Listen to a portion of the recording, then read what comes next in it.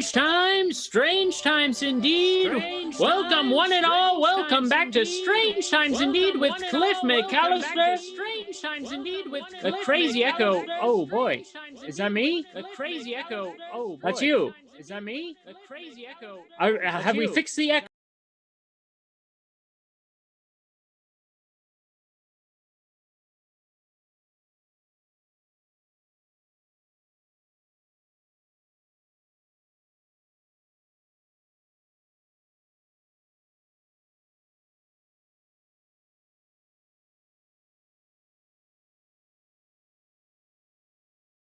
Out here, is this echo just happening for Steven, or is it happening for all? If you're hearing an echo, put echo in the chat.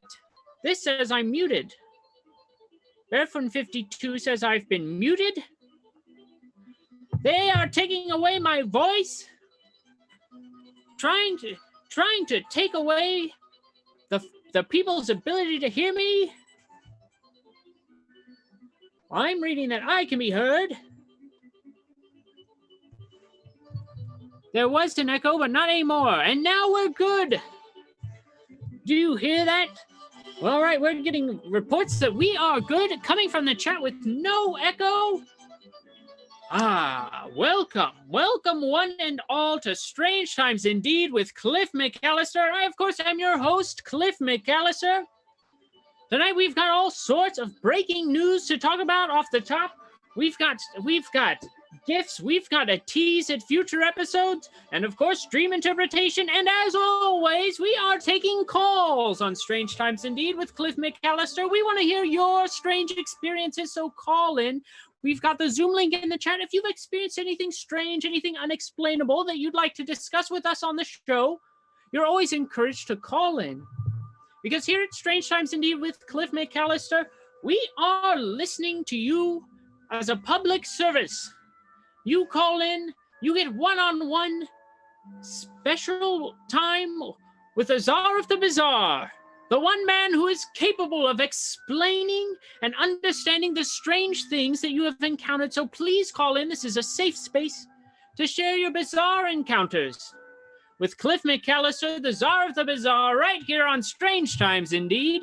The Zoom link's in the chat if anyone has a pressing story they need to share off the top this week. But if no one wishes to call in right at this moment, that's fine. They've got an hour to work up the courage. And so we are going to press on into news, kicking things off tonight on Strange Times Indeed with Cliff McCallister. More strange sightings, more unexplainable happenings at O'Hare International Airport up in Chicago.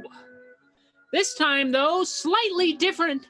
These are not the Mothman sightings of O'Hare. No, this one seems to point to a more extraterrestrial source.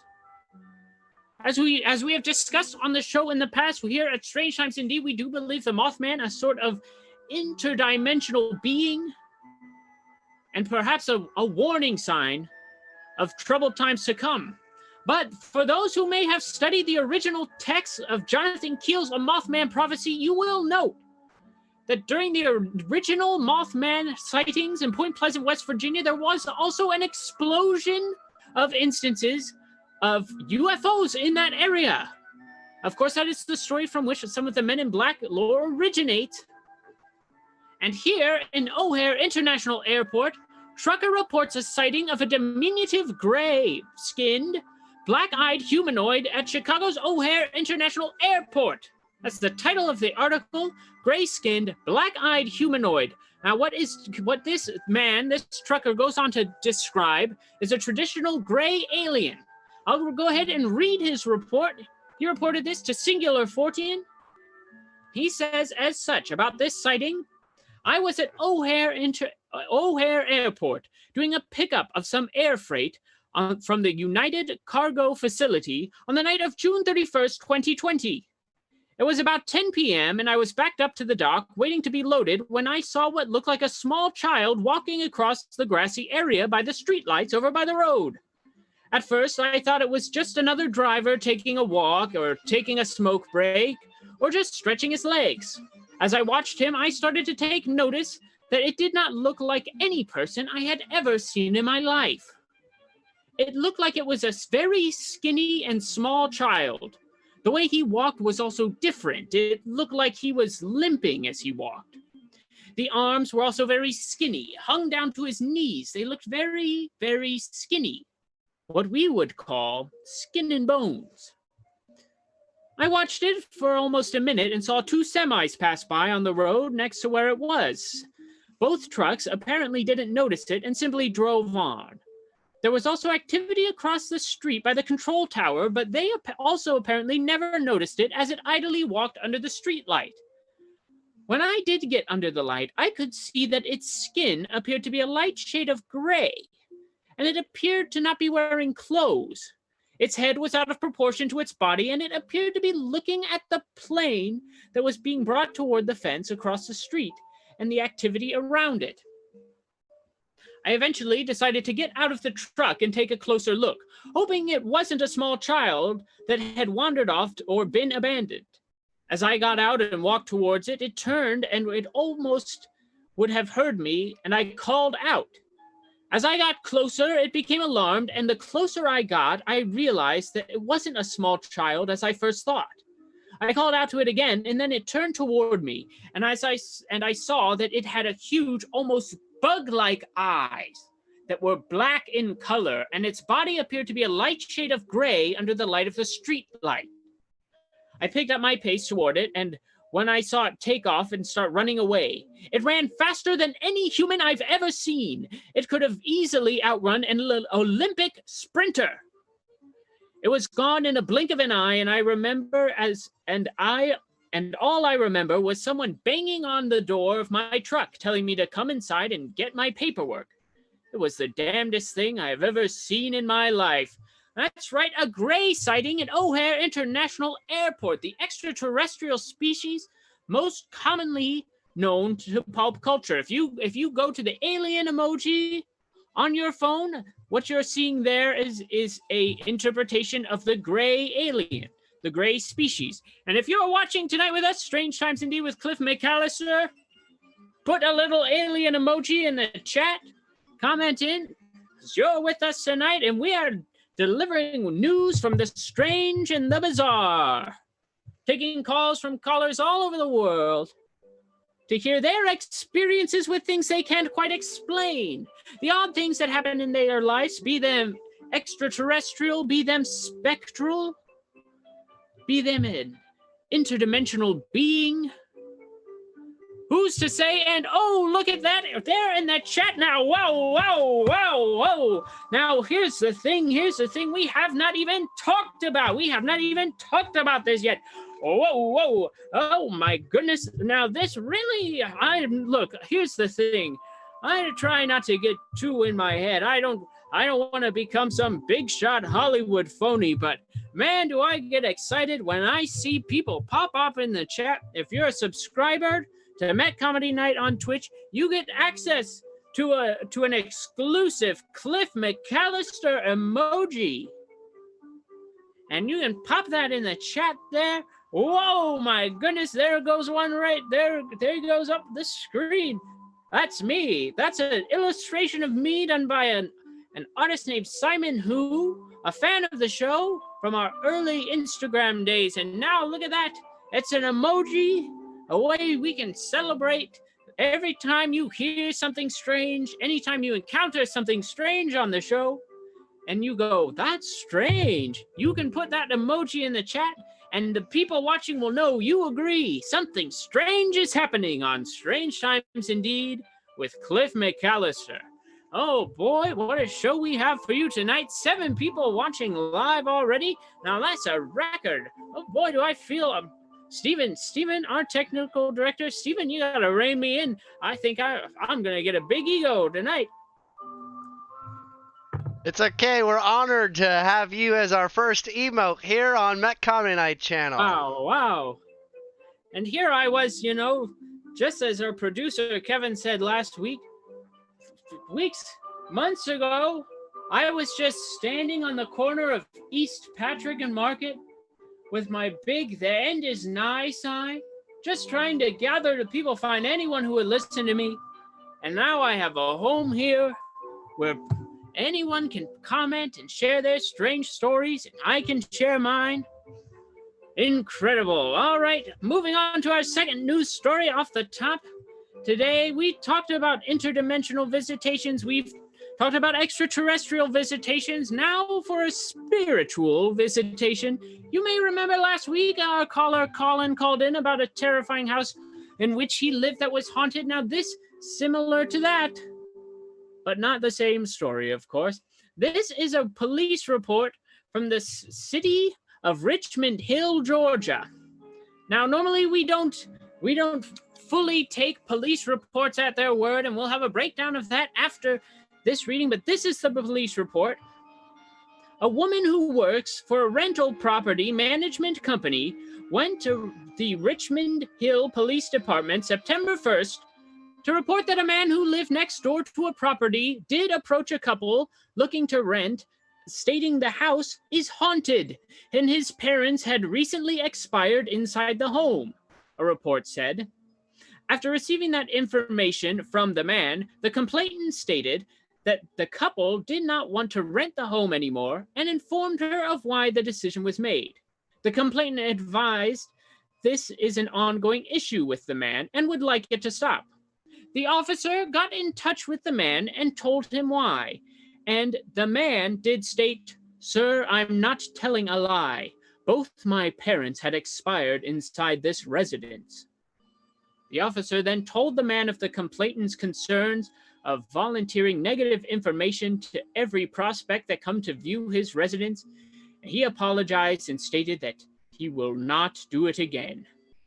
The officer also reported back to the complainant, and she appeared very satisfied with the end result. Now, isn't that just like a landlord?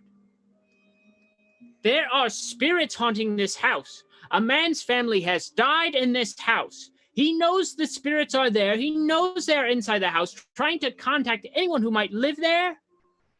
And the landlord goes to the police and they say, "Hush, hush, hush, hush, hush, hush, you better not tell people about this haunted house.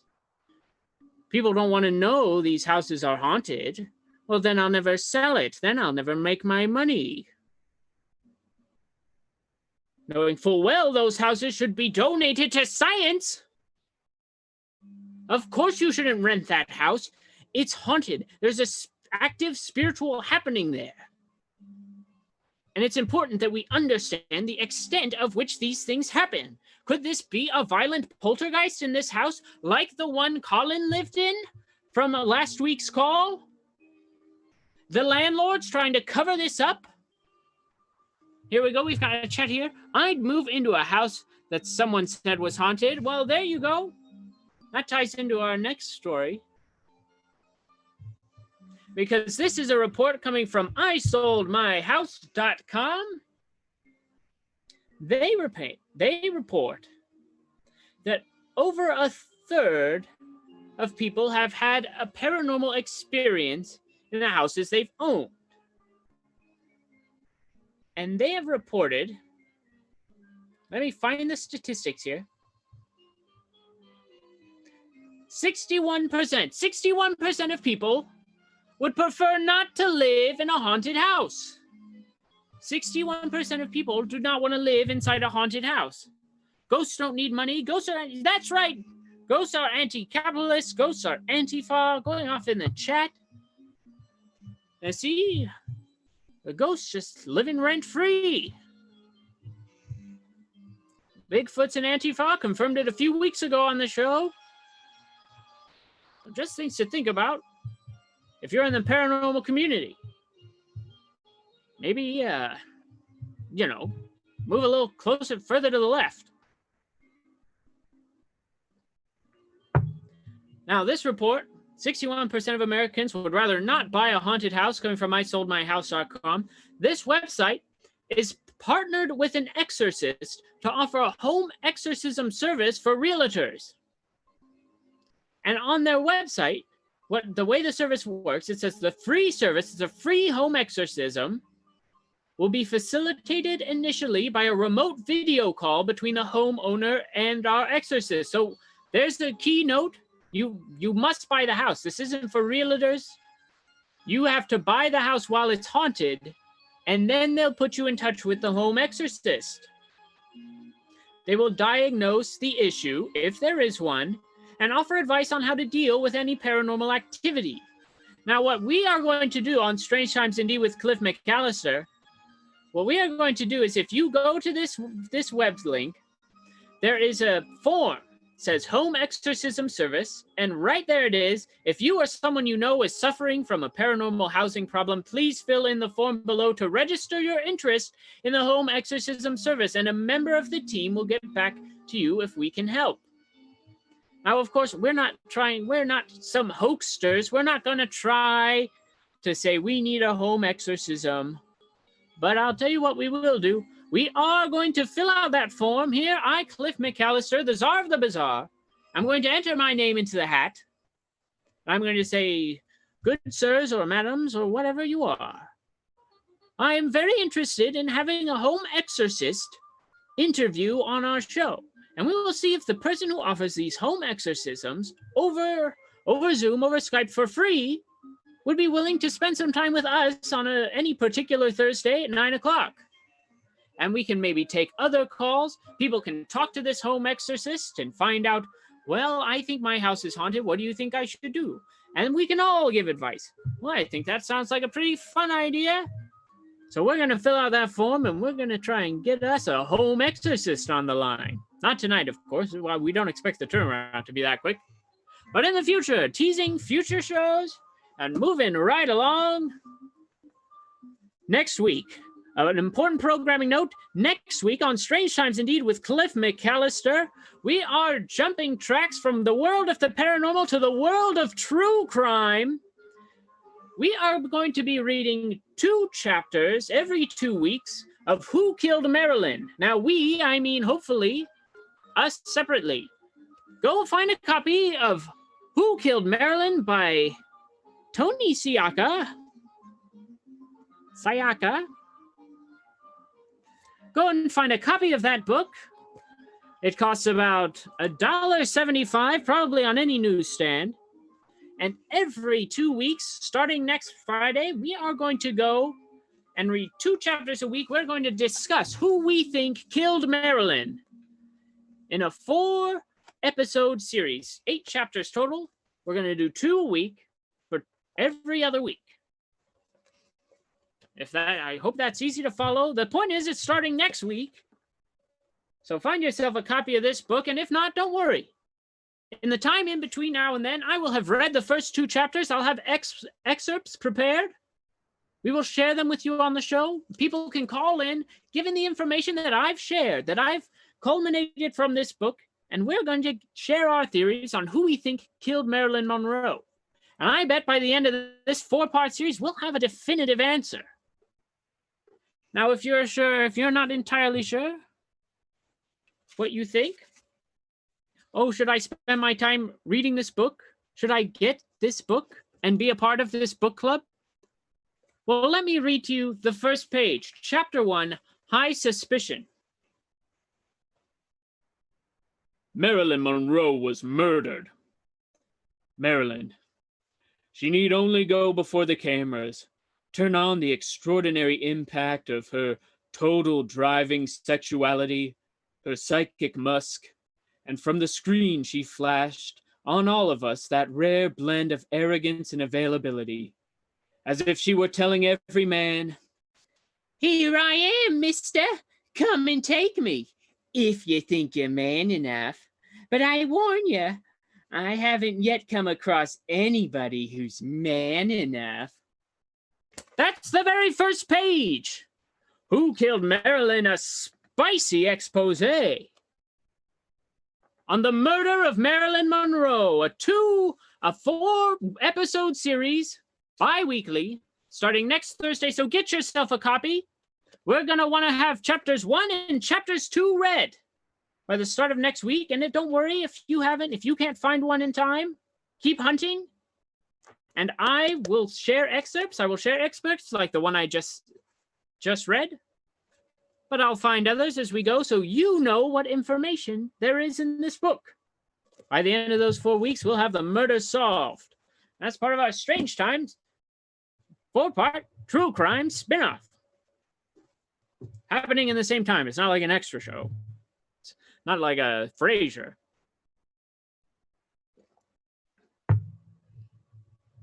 Oh, here we go.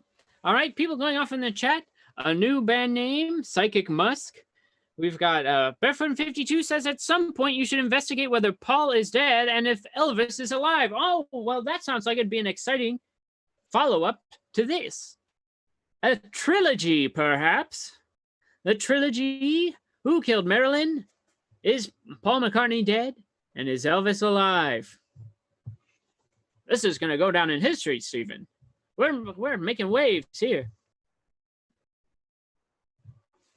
Got a lot to do. You got a lot to investigate. They've got a lot of dots to connect.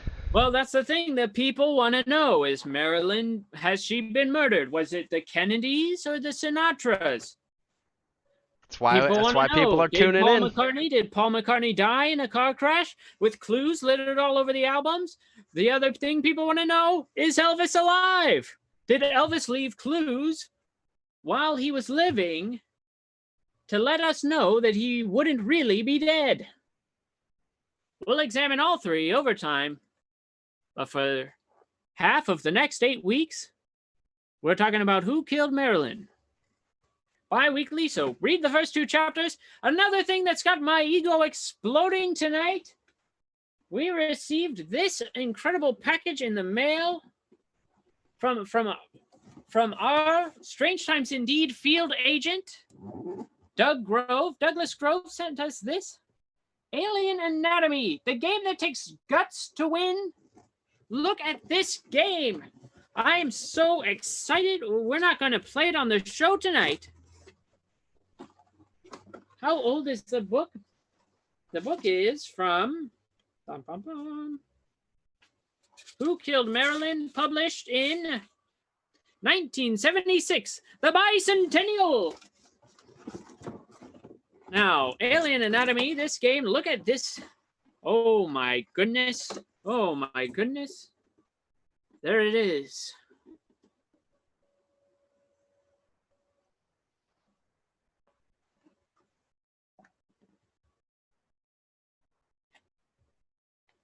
Isn't that just the strangest thing you've ever seen? This game. Oh my goodness. The little 4 steps. And it's just like Operation. You gotta get it. You gotta get in there. Let's see what we got. This is just a preview. We'll do a special report on this game after we find out what's inside this extraterrestrial. A glimpse at a future pre-tape segment of the show. Oh my goodness. It fell on the floor. It looks like... Well, there it is. An alien eyeball. An extraterrestrial eyeball.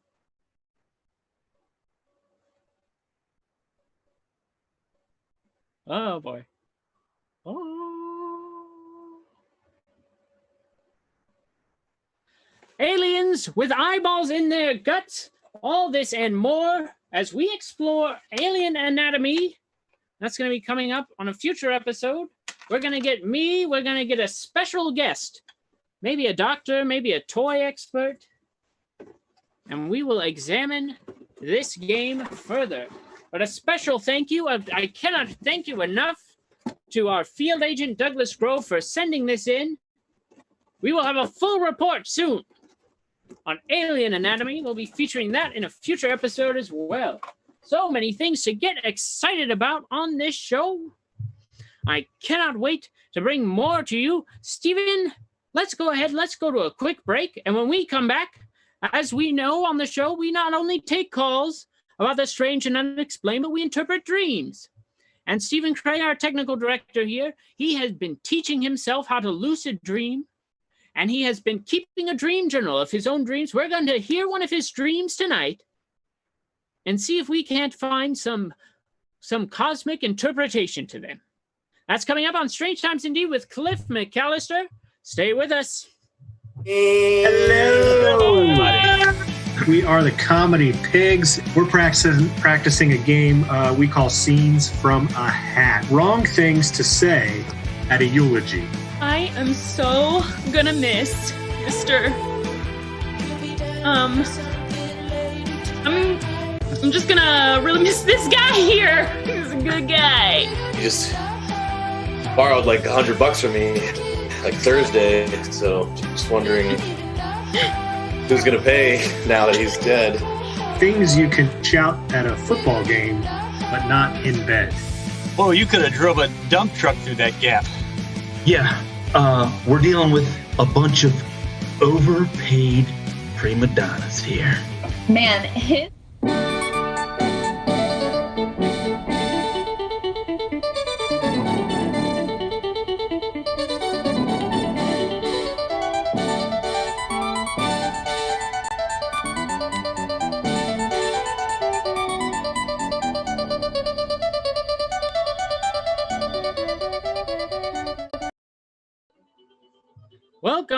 Welcome back to Strange Times Indeed with Cliff McCallister, an exploration of the bizarre with the Czar of the Bizarre, right here on twitch.tv/MedComedyNight. Now, you saw that ad during the break. We've got the Comedy Pigs performing here tomorrow night at 9 o'clock. They got a little preview there from some of their rehearsals, but they're going to be doing a half hour of short-form improv comedy, and they need you to tune in and give suggestions to the show. That's going to be happening right here, twitch.tv/MetComedyNight, as well as the Maryland Ensemble Theater Facebook page. And here at Strange Times Indeed with Cliff McCallister, we are brought to you by the Maryland Ensemble Theater, and we dedicate every show to them because they have the guts to put us on the air. We say some crazy things here at Strange Times Indeed with Cliff McCallister, and it's hard to find backing in any way, but here we are. Our own venue, our own space, thanks to the Maryland Ensemble Theater. And if you want to support them and support our show, please consider making a donation at marylandensemble.org/donate. Now, of course, Strange Times Indeed with Cliff McCallister, an exploration of the unexplained. A chance to share your strange stories, to speak with the Czar of the Bizarre, and tell him about the things you can't quite explain. So we take calls on this show. We are going to be putting in the Zoom link in the chat right there. If you've got a strange story to share with us, if you've got something you'd like to tell us that you can't quite explain, and we'll figure it out together, you can call in. Just hit that Zoom link. We'll bring you right on the air. Now we've got a pointer here. Our good friend CT Schultze has redeemed Hydrate as a special thing. You spend 100 channel points, if I'm getting the terminology correct. I've listened to Steven talk about it so much. If you spend 100 channel points, I have to drink some water, and I always think that's a special treat. Water! Stay great, hydrate. Strange Times Indeed with Cliff McCallister. Steven, come back, Steven. Yes. Now, Steven, as we talked about before we went to the commercial break, we are back with you this week, and we are talking dreams. Here's my dream journal from 2014. This is Steven's dream journal from 2014. Steven has been training himself. He has been training himself to lucid dream. I'm flipped on my screen, so I'm trying to point at you the proper way. Real quick, while you explain this, I didn't actually read ahead and choose a dream. So from March of 2014 to September of 2014, someone choose a date in the chat, and I'll try and read a dream that is from that date, from this journal. Yeah, so not only do we talk about the paranormal, we hear your stories of the unexplained on Strange Times Indeed with Cliff McCallister, but I do offer dream interpretation, a modern-day Technicolor, Joseph and his amazing dream coat. The name of the show. Can somebody put that? Can somebody Photoshop the Joseph in the Amazing Technicolor Dreamcoat thing to be Technicolor, the Amazing Joseph Dreamcoat? Here we go. No dates yet. People do not want a date. April 20th just came in. All right. That's 4/20, right? Yes, 4/20, April 20th. Oh, nope. I did not record a dream the morning of the 20th of April. I'm very sorry. I could go to the next day, or we could choose another day. Did you get one from April 21st? Actually, I experienced a lull. Hello. Yes, they're April 1st, How about May 21st? or no, uh, June 15th. So it was like a month and a half lull.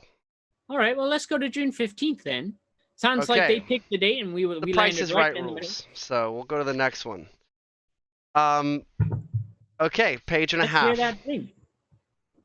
I was nice enough to give a struggling man money once, and this time, as he asked again, he pointed out my collared shirt, belt, trying to get money. I was trying to play with Carly. I freaked out and got pissed. I was mad at everybody and everything. Then I went bowling. There were no balls, just dinky things for sale. I went and cursed a guy out, complaining, at a place where it looks like you could rent skates. I eventually found out that I didn't like and decided to use it. I then broke behind locked glass, stole a camera, took a random picture of some people, and put it back. Then I started to bowl. An older man, maybe Todd's dad, joined me. We played like in Wii. I got terribly lucky strike that bounced off the left gutter. Then he gave me a spare that I picked up. AJ joined us as a third, and all of a sudden we had 3 chances a frame. I then blew an easy third frame spare. This entire time I'm bowling, I'm just waiting for someone who had the nerve to escort me out. I knew I was right. I kept getting reports from blonde, scary boss lady at Chick-fil-A how it was going. She kept saying, "Sounds like you're in a lot of trouble." Now that is an interesting dream. I think the first part there, you talk about a man asking you for money. You're helping a homeless man, correct? Yes. And he says he keeps pointing at your things, your belt buckle, your shoes, to say you have more money. Could I have some money? And I think perhaps that is a cosmic feeling within you that other people who you know are worse off than you need so much help, and they need more help than you're able to give them. And though you try to give them what you can, you know that you can't truly make their life better unless you give all your things away.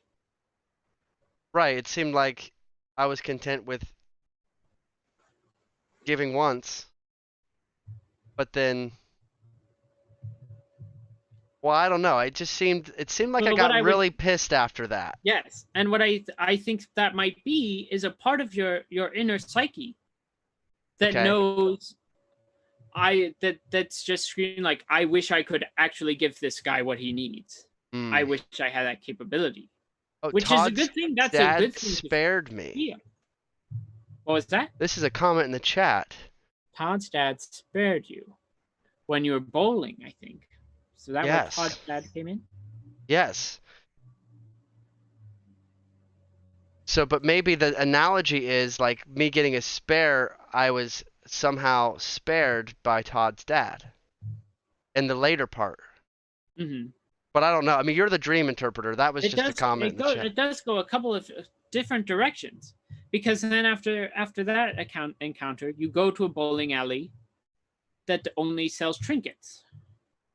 Right. Well, yeah, and I curse somebody out. I steal a camera.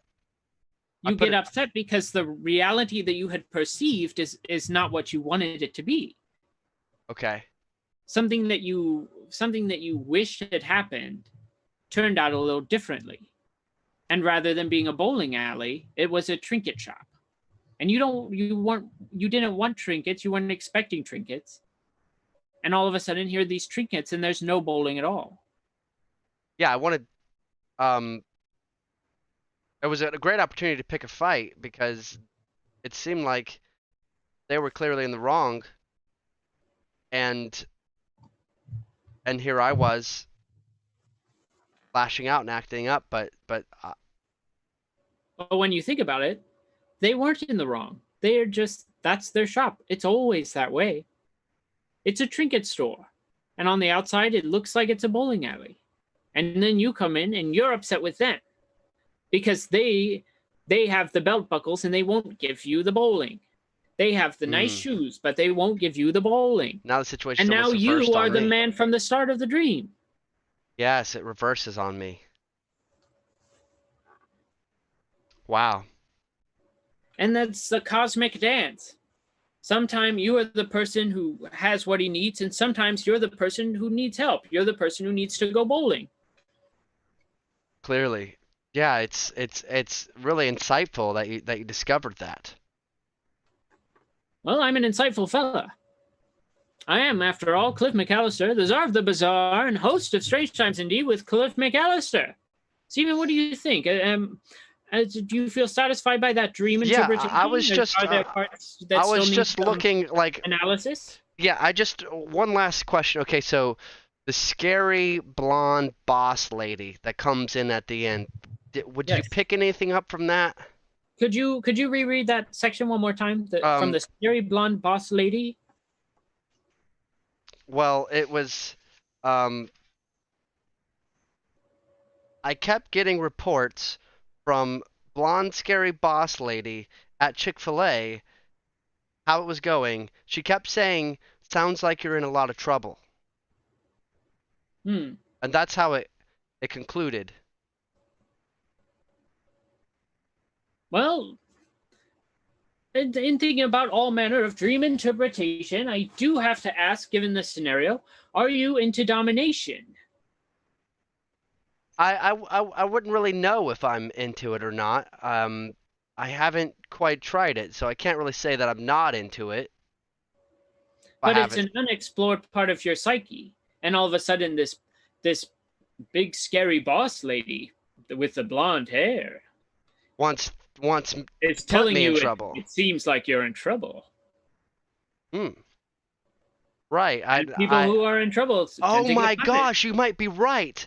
Because right before this, I said, I'm just waiting for someone who has the nerve to escort me out. You're picking a fight. Oh. You're waiting. You're just waiting for someone to dominate you. You might be right. It's a little Freudian, but it's still dream interpretation. Okay. Oh, wow. And Freud was a real psychologist. Well, I'm glad I asked you about the tail end of the dream there.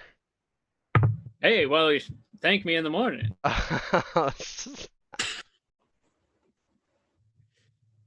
Oh, thank you so much, Stephen, for sharing your dreams with us tonight. Strange Times Indeed with Cliff McCallister. We offer call-ins. If you've experienced anything you can't quite explain, we want to hear about it here on the show. Well, we also interpret dreams, and we have had a dream tonight, but we'll take more if anyone has a dream they'd like to share. Now, isn't this quite a time to be alive? Strange Times Indeed with Cliff McCallister is on every Thursday, 9 o'clock, at the Met Comedy Night Twitch channel. Twitch.tv/Met Comedy Night. You can join us every Thursday right here for a whole lot of fun and a chance to explore the unexplained. Now, you don't get that too often. The news is always stuffed up there like, no thanks, no thanks.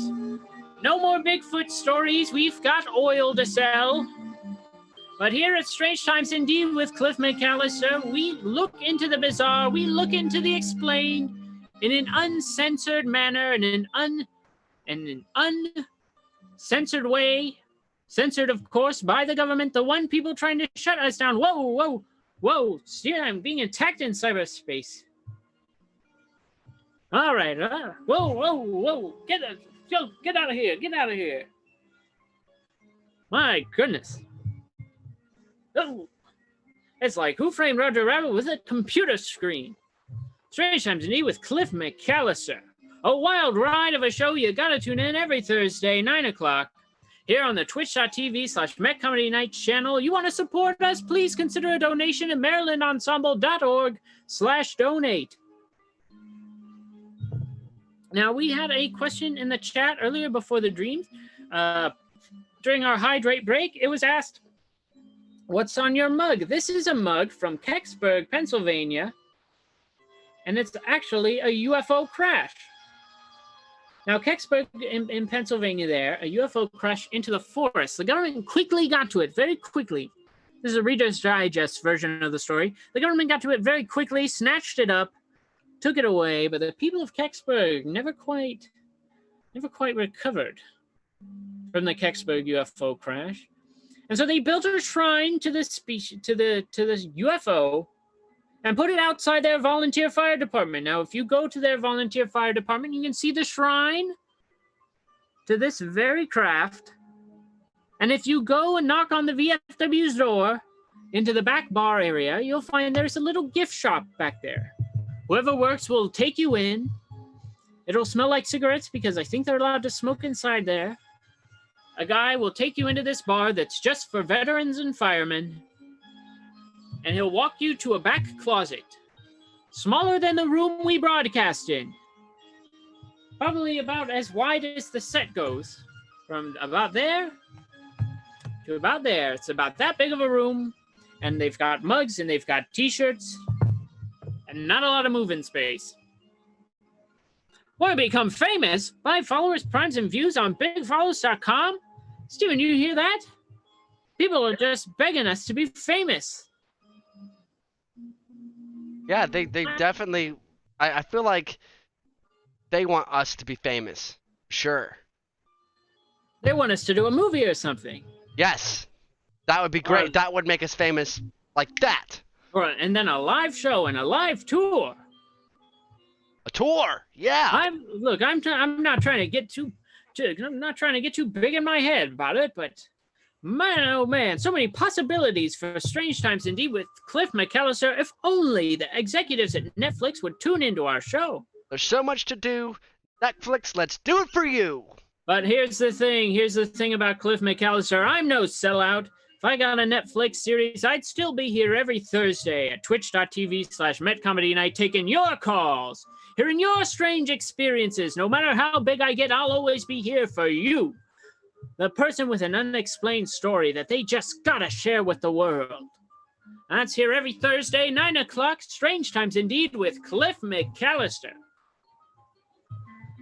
Now let's return to the news. Any viewers who missed the top of our programming. A gray alien was sighted at O'Hare's International Airport. Can I call in with a ghost story? Yes, absolutely. Steven, we've got a request to call in with a ghost story. Let's drop that link in the chat. Oh boy. Love having a fresh call tonight. Strange Times Indeed with Cliff McCallister. Here we go. Letting them in.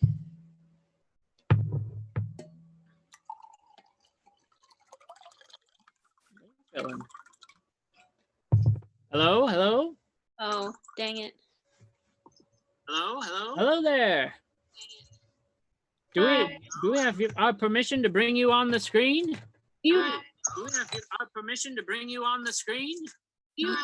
You sure do. I'm working. Oh, could you close Twitch on your browser? Oh, wonderful. Alrighty. How's it going? This is Strange Times Indeed with Cliff McCallister. Who may I ask is calling tonight? Hi, Cliff. I think I've met your producer before. Yes, Kevin. He's a cool dude. Definitely let him know. I'll be sure to pass the news along. I've got a ghost story that I don't think I've told a lot of people. All right. Well, we love ghost stories here on Strange Times Indeed with Cliff McCallister. So last week, Colin's story really got me thinking about haunted houses that I've possibly been inside. And then I realized that I've never talked about this one. and it's like from 8 years ago. All right. All right. And there are like 5 other people that could corroborate this that will not talk about this story. Okay. So, and also I guess like school's back, and I went to a school a while ago, and so this is about a school in the city we live in. All right. Shout out to Hood College for giving me just a night. Okay. So it's All not right. aliens, and it's not aliens, Cliff, and I'm super sorry about that. That's a no. A night in a college that becomes a nightmare. Oh, it was so much. Okay. We don't discriminate about what extraterrestrial stories we hear on the show or what paranormal stories. All The right. important thing is that it's para, not normal. That's very welcoming. Okay, so about 8 years ago, I was a freshman in college, and I was taking a Gothic literature class. And Gothic literature is like the spooky stuff, right? And my teacher was Crimson Peak, like very turn of the screw, a lot of Shirley Jackson kind of stuff. So I was taking this class, and I was a child. All right, so I was a child, and I wanted extra credit. And I had heard that Broadbeck Music Hall was the most haunted building on campus. So Broadbeck Music Hall is now it's used, I guess, as like the music department in Hood College. It's a 2-story brick building. Apparently it's also the oldest building on campus, and it used to be a building downtown in downtown Frederick. And so Broadbeck had a history of being a brothel, a vaudeville music hall, a brothel again, and then somebody's house and then it was used as like a multi-purpose venue in like the early 20th century and there was like church and stuff there. And then it got relocated to the Hood College campus. I don't know how long ago, probably in the early 20th century. Mid 20th century, I don't remember. My memory is hazy. College was a blur. That's all right. As long as this night is crystal clear. Oh, so I was very so I decided that I brought in friends to do like a exposing the secrets of Broadbeck Hall like video for my class, because I really wanted to get on this. I just wanted extra credit, and I really wanted to be a super achiever. And so we went at 3 a.m.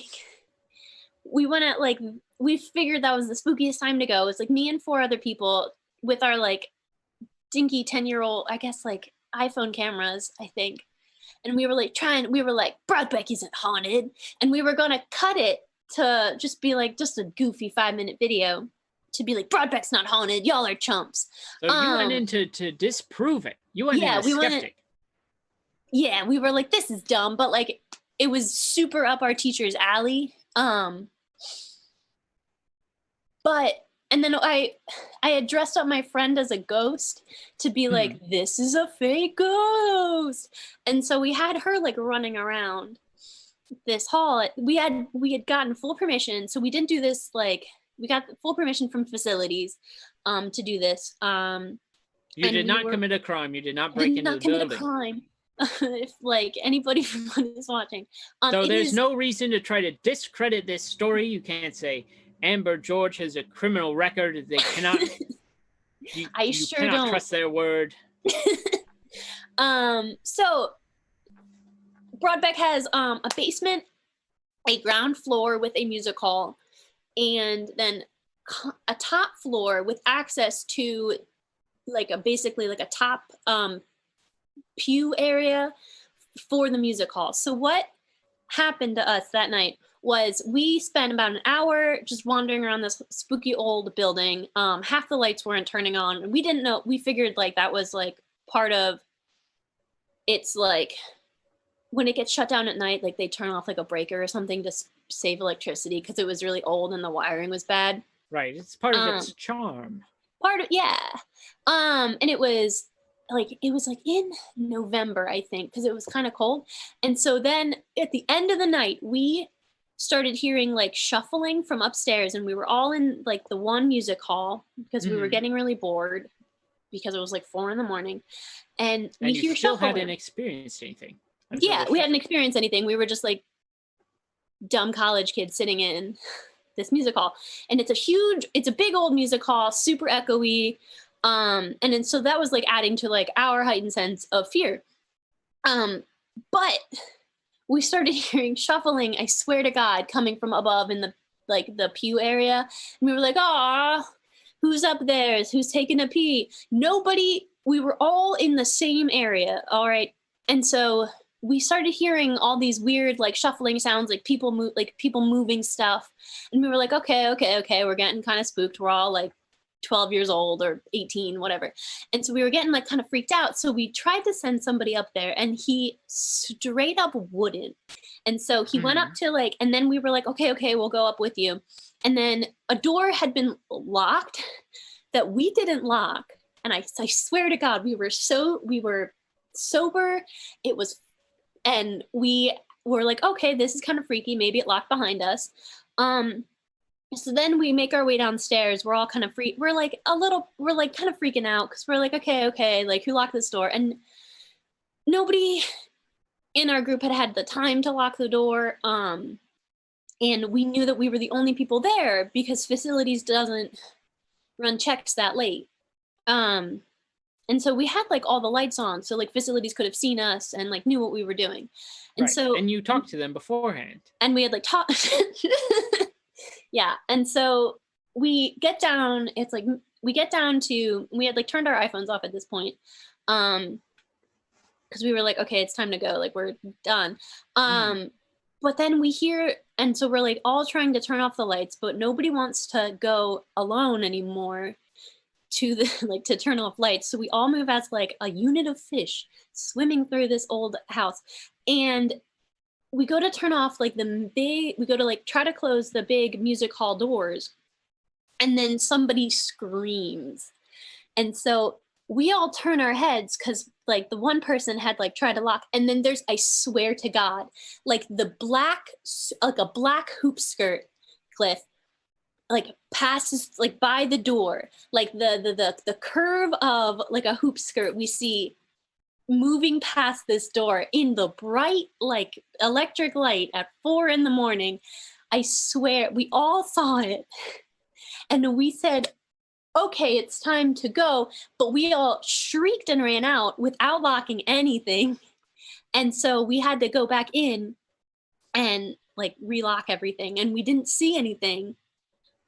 But we all saw what I swear was a ghost, was this lady in a black dress walking past in this hall. Oh my goodness. And it was so cool. And it was so scary.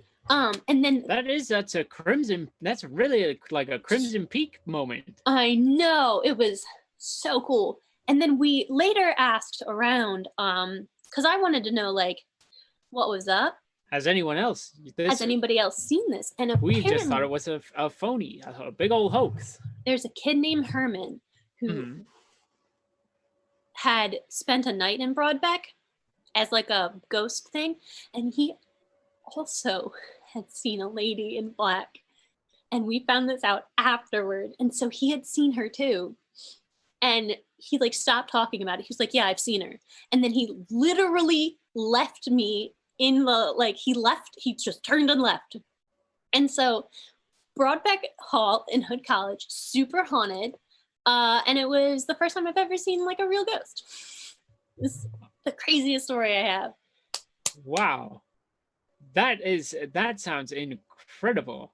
And no one will talk about it. The one guy who did it was like, yes, it happened. Yes, it happened. I don't want to talk about it. Yeah, he didn't want to talk about it. I was like, this is the coolest thing that's also ever happened to you. And you were there with 4 or 5 other people who also don't want to talk about it. There's also 4. Yeah, there's I think my one friend will talk about it, but all these other people were like, hey Amber, we're never doing a project with you again. Sorry. You've got You've got bad cosmic energy, Amber. It's like, this is the coolest project we've ever done. And our professor, our editing was really bad. And we had so we never caught it on tape, but we all saw it. 4 other people saw it with me. It was, or 3 or 4 other people saw it with me. It was crazy. And then you had to show your professor your silly video that's like, haha, this isn't there's no ghosts in this building. With a girl dressed up like a fake ghost with shitty ghost makeup. That's why you don't mock the spirits. They'll always remind you they're there. It was wild. She was so mad. And she just walked past. She was like, all right. And it was just the black part of her skirt. I exist. I can scream. Yeah, it was great. I can probably do more if you tempt it. It was so cool. All right, let's see. We've got a comment in the chat here from C.T. Schultze, our haunted house friend. He says, I just had my garage rewired today. In fact, it was incredibly expensive. How much do you think it would cost to rewire the Hood College Music Hall? Did the hoop skirt ghost have a scream that you would consider to be electrifying? No, she just sounded like a... I mean, it's always a need. What were you about to say there? She sounded like a hottie? It was like a high, very clear scream. I'm not electric, unfortunately. Well, what we like to do on the show, everyone sees my face when something strange happens. What face did you make when you heard that scream? Oh, when I was a little 12, the 18-year-old femme, I was, oh no. I was laughing, but I was also very scared. Right. So it was probably more like a... Wonderful. That's what Steven's face when you told the story. Well, Amber, anything else you'd like to talk about tonight? Unfortunately, I think I'm gonna... I don't have any good... I've got a couple other stories, but I'll save them. All right. Well, that was a great one for tonight. Thank you so much for calling. We'll let you go, Amber. Thank you for joining us on Strange Times Indeed with Cliff McCallister. Thanks for having me. Thank you for calling. And of course, I'm your host, Cliff McCallister, the Czar of the Bizarre. Here on Strange Times Indeed with Cliff McCallister. An incredible call tonight. And it saved those of you show-long viewers from having to hear the news a second time. Lucky you, lucky you. Next week on the show, we're going to be examining this book, Who Killed Marilyn? The start of a bi-weekly series exploring this book. We're going to read the first 2 chapters over the next week. You can get a copy yourself, Who Killed Marilyn by Tony Scia. Oh, sorry. I've got a voice in my ear. We're going to be reading this book for 2 every other week, 2 chapters each episode. So it's our little true crime spinoff. We're going to explore it. And if you can't get a copy, don't worry. I'll pull excerpts. We'll discuss it live on the air. We'll bring people on. People can discuss their theories as to who they think killed Marilyn Monroe. So that's going to be starting next week. An exciting true crime run on the show. Strange Times Indeed with Cliff McCallister. Of course, this show is brought to you by the Maryland Ensemble Theater, and we thank the Maryland Ensemble Theater every week for having the guts to put us on the air. You can support them by making a donation at marylandensemble.org/donate. Tomorrow night here on twitch.tv/metcomedynight, we've got the Comedy Pigs. They're going to be performing some short-form improv for you tomorrow night, 9 o'clock. Tune in, send in your suggestions. They're going to need them. They're going to need your suggestions to get them through the show. Freddie Cadigan, referring to the call earlier tonight, the campus safety people have so many ghost stories. Now, Who Killed Marilyn Monroe? This book, published in 1976, I'd say check your local used bookstore. It's probably your best bet. I'll be honest with you, but anywhere you might be able to find old books, that's your chance. And if you can't find it, don't worry. We'll pull excerpts. We'll share the theories as we go so we can have a discussion together and break down who killed Marilyn Monroe. I want to thank everyone for tuning in tonight. Strange Times Indeed with Cliff McCallister. I have been your host, Cliff McCallister. A special thank you to our technical director, as well as our dream boy, Stephen Craig, right here. Oh, hey, we're still figuring out the flow of next week's show, but we might get to hear another dream. We'll see. Ooh, We'll see yeah. how much. We'll find out how much Marilyn Monroe has how much information are in these first 2 chapters. Sure, yeah. If you could have time, do Marilyn first, and then you know And who knows? I'll wait for you, Cliff. Marilyn Monroe, America's dream girl, could have been in your dreams. I tried to kiss her face on the book. There you go. There she is, right next to the Kennedys. Is I wonder is if they had something to do with her murder. blonde lady? I don't know. A beautiful blonde lady. That's right. Who Killed Marilyn? Next week on the show. Thanks for everyone who tuned in. Thank you to Cliff McCallister, the host, our producer, Kevin Cole, and our technical director, Stephen Craig. Also, a big thank you to Amber George for calling in tonight and sharing their story with us. Always great to hear an incredible, haunting tale like that. Everyone, thank you so much for tuning in. Until next time, I've been your host, the Czar of the Bizarre, Cliff McCallister. Stay strange, terrestrials.